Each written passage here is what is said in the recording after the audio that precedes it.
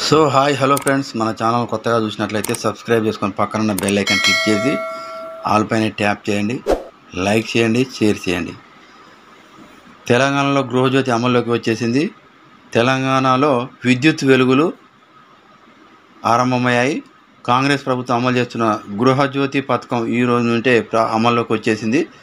200 యూనిట్ల కంటే తక్కువ వినియోగించిన కుటుంబాలకు జీరో బిల్లులు జారీ చేస్తున్నారు. విద్యుత్ సిబ్బంది రాష్ట్ర వ్యాప్తంగా విద్యుత్ బిల్లులు జారీ ప్రారంభమైంది. జీరో బిల్లులు బిల్లింగ్ కోసం సాఫ్ట్వేర్లో మార్పులు చేసి ఈ పథకాన్ని అమలు చేస్తున్నారు.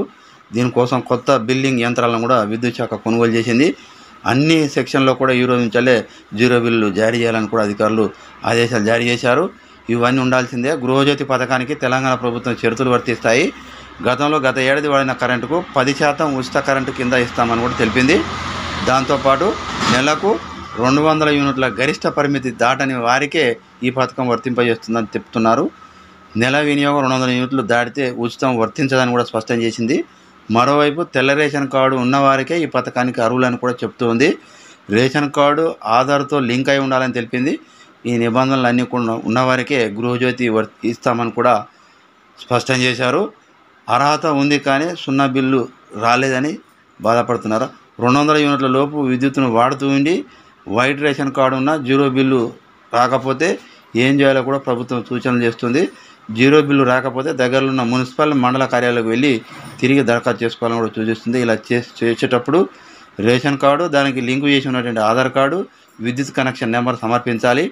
వీటన్నింటిని కూడా సబ్మిట్ చేశాక విద్యుత్ సిబ్బంది అర్హుల జాబితాలో పేరును చేరుస్తారని చెప్తుంది.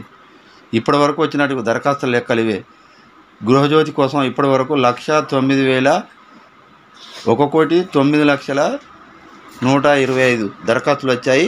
ఇందులో రేషన్ కార్డు ఉన్న వారి దరఖాస్తుల సంఖ్య 64 లక్షలుగా ఉంది.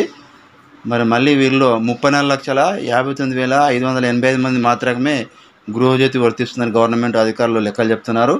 ఇక గృహజ్యోతి పథకం అమలుకు 4,164 కోట్లు ఖర్చు అవుతుందని కూడా తెలిపారు. సో ఇలాంటి లేటెస్ట్ న్యూస్ మీకు రావాలంటే సబ్స్క్రైబ్ చేసుకొని పక్కన బెల్ ఐకాన్ క్లిక్ చేసి ఆల్ పైన ట్యాప్ చేయండి, లైక్ చేయండి, షేర్ చేయండి.